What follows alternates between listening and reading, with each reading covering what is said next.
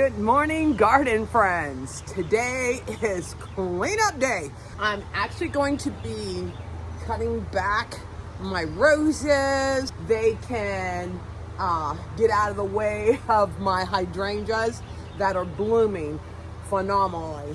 But I want to be able to see them. So I'm going to cut my rose bushes down by a half over here. I'm going to be planting some additional plants where I'm pulling out violas that have done what they've needed to do. So I'm going to get that done, and then a tree that I'm going to have to cut down. I'm just so disappointed that I'm having to cut that tree down because something is wrong with it. But I'm going to put a lantana in its place that gets 36 inches wide by, I think it's either 18 or 24 inches tall, back where the rest of my hydrangeas are. So come along. I'm going to get my water. I'm going to get my gloves, my shovel, all the tools that I need to go ahead and get this stuff knocked out.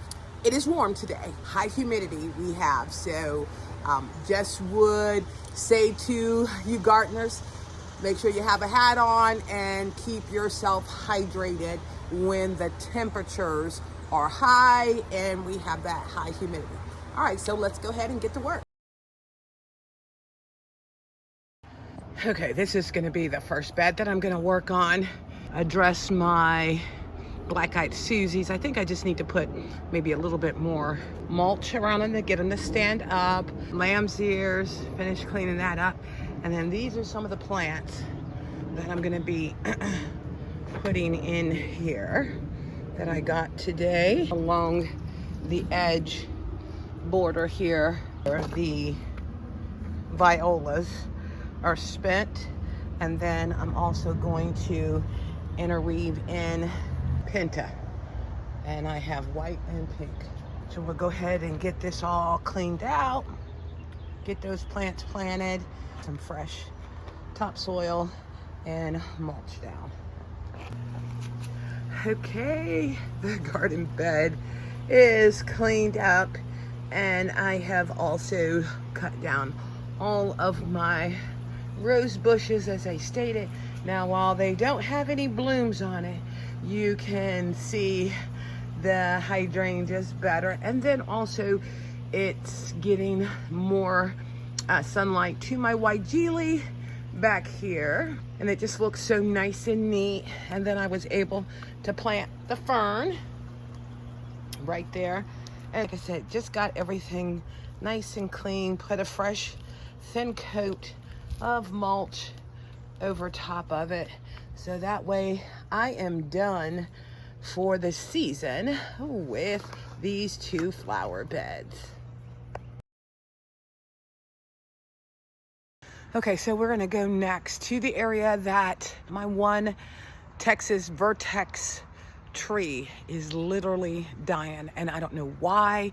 It did really good last year. I thought it was because of the amount of rain that we were getting, but as I stated, my yard is on a hill, and I am just hating having to cut this down. But I'm gonna put something else in place of it, and I'm hoping that it does good. But take a look at this. I don't know what is going on with it. You see?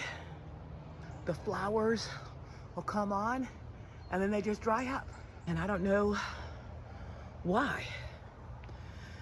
So like I said, I'm gonna cut it out and plant something else here. And then the other thing my husband's gonna do, he's actually gonna cut this for me, is get my forsythia all nice and trim. Okay, so we got all the branches cut off, and what I really want to see is the root, to see if maybe the root had some kind of fungus or what have you. So the mulch moved from around it, and it looks like it is retaining water, but we want to go ahead and dig up the root and see what's going on.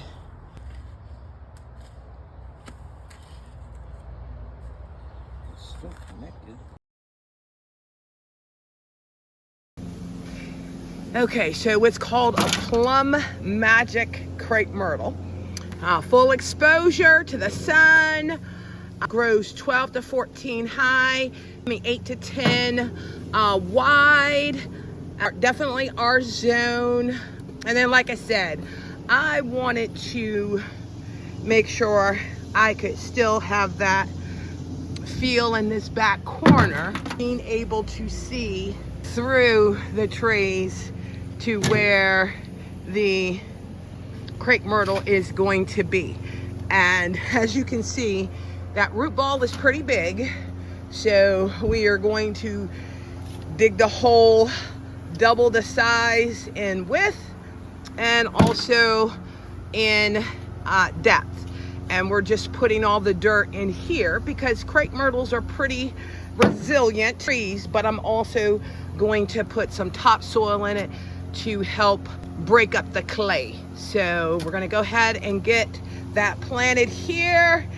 While Slim goes ahead and get that hole dug, I'm gonna go ahead and get the clippers so I can go ahead and get my forsythia all nice and trimmed up. So we got the hole dug nice and deep, but I'm just having him mix some topsoil in here to help not make it so clay, even though crepe myrtles can pretty much grow in anything. We'll get those roots out of there, push the soil up on the edge of the circle so that when we put the tree in, it'll have nice loose soil all the way around it.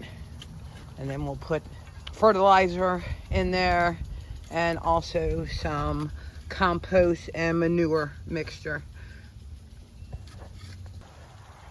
And now we have the compost and manure mixed in, and that everything is nicely mixed so that the tree has a good solid start. And then I'll go ahead and put in the fertilizer. All right, got the fertilizer in. And then what we'll do is once that's all mixed in, push it up against the walls. And now you see the soil is nice and rich and not all of that clay.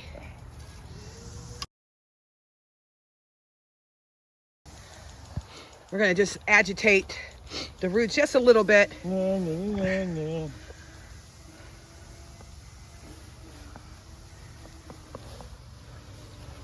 right, let's get that in the hole.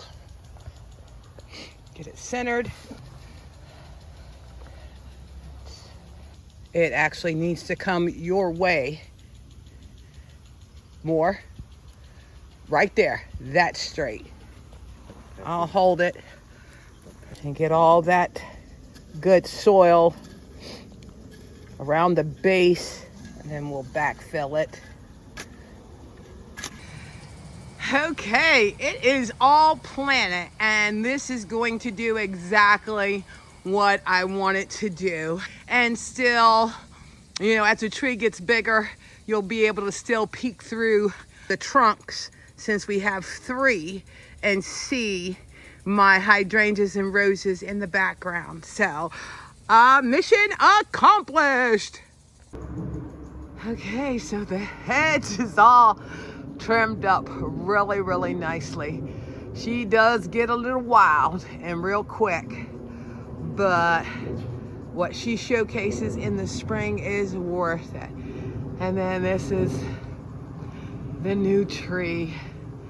Oh, I really love it. This is gonna do exactly what I wanted. Okay, so this is the next plant I'm gonna tackle. Like I said, you really don't have to deadhead knock out roses, but like I said, I just think it makes them look so much cleaner and nicer. Other area, my bird sanctuary area that I'm going to be working on. I'm gonna be moving some of my hanging baskets. One plant, and I forget the name of it, but I'll put it up on here. Gets super, super tall. And I want to, like I said, I'm going to rearrange some of the hanging baskets, clean out my bird bath, and also put some grub in the feeders. This one here, they don't seem to be eating out of, and I think partly because with all the rain, it might just be a little compacted. So I'm gonna go ahead and clean that out. Get my daylilies deadheaded because as we learned when I visited Peggy's daylilies, that if you cut the spent flower stalks off, it will help increase more. And then, like I told you guys, I don't like the leaves that get brown, so I'm gonna get all of that cleaned up today and have this finished. Okay, so I've cleaned out my bird feeders, and I'm gonna go ahead and get these guys filled up. I'm gonna leave them in here until I get the bird sanctuary area cleaned out how I want it, and then get everything set back up.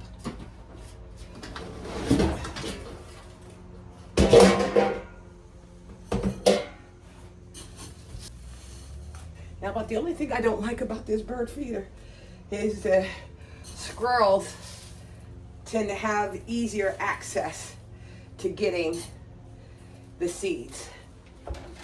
But the one thing that I did do was put some grease on the poles so they would literally slip down.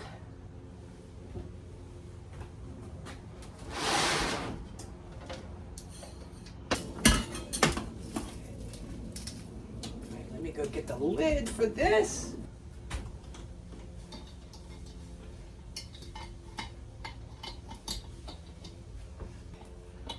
All right, so those guys are nice and full, and now I'm gonna go and start cleaning up the bird bath area. Okay, so this is the bird bath that I repurposed. So I want to get it cleaned out, and then make sure you get the bird bath filter cleaned out, because this is sometimes you can get like debris in there, and you want to get that out so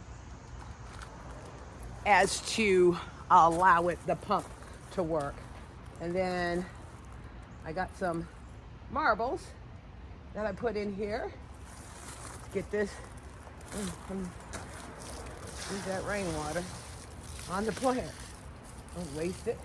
All right, I'm gonna go ahead and get these guys cleaned off in the container.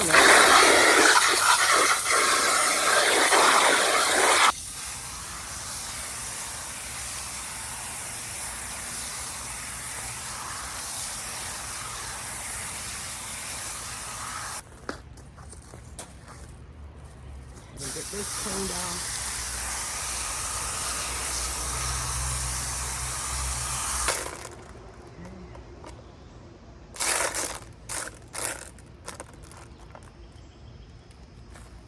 And one thing that I like about this one, it has a suction cup, so it can keep the fountain in the center. Down. I'll go ahead and get it filled up, and then I do have some of the sanitizer that you can put in here to keep the algae down, and then it's okay for the birds to be in it. So let me go get that. Okay, and this is called Bird Bath and Fountain Maintenance. All natural, non-toxic, safe for birds and wildlife.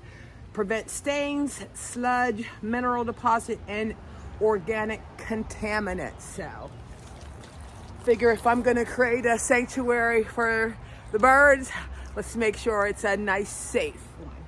And it says add 1 ounce per 5 gallons, but I'm just using a little cap because it's not 5 gallon. And I do 2, just to be on the safe side. Okay, so the bird bath is clean. Now I'm gonna go in, like I said, I'm gonna rearrange some of the hanging baskets, cut down some of the dead spent flowers, then I'll be done with this area. Like I said, you don't have to deadhead the spent flowers. I think that's just the analness in me, that I just don't like to have the dead flowers on here. And then what it does, it allows more energy to go to creating new flowers. I snipped them before I'm picking them, so it's not as many that I have to get off here. But it does. It just looks nicer. And then today I will be feeding these guys also for their weekly feeding. Let me go ahead and cut this back a little. Like I said, this is just to shape it up. I like it to look full, not straggly.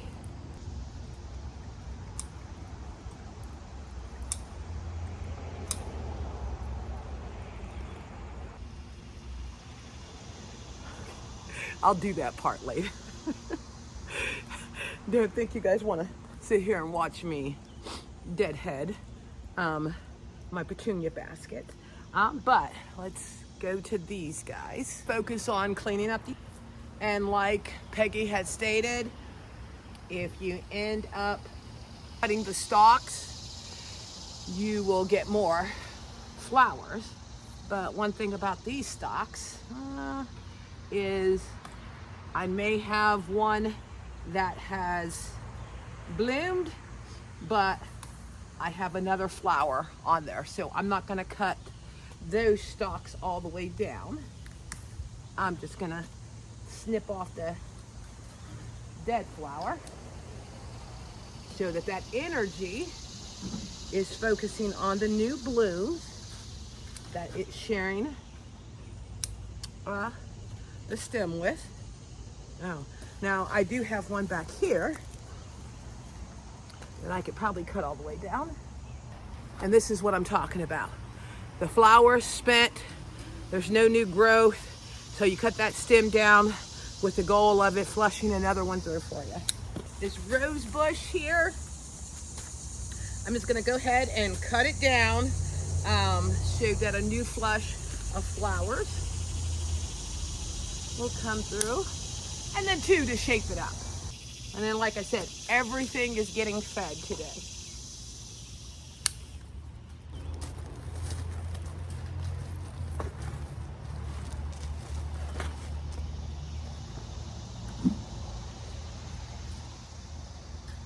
Okay, and like I said, I'm gonna go in here and clean up all of the brown leaves, because I just don't like that messy look. So I'm gonna go ahead and get all of that cleaned up too. So. Okay, I have gotten all the deadheading and cleanup that I wanted to get done today. Look how nice that rose bush looks without all the spent flowers on it. And it just has tons of flushes of new flowers that's coming on. And then my bird sanctuary is all nice, cleaned out. I chose to move the bird feeders over there, trimmed up my hanging baskets, cleaned out my water feature, and then cleaned up all of the dead grasses in here. And this is what I'm talking about, of what I strive for my garden to always look like. Thank you for visiting Inspiring Garden Corner. As you see, in order to maintain my garden, I work in zones. If you found this to be informative and you liked, please consider subscribing. Thanks.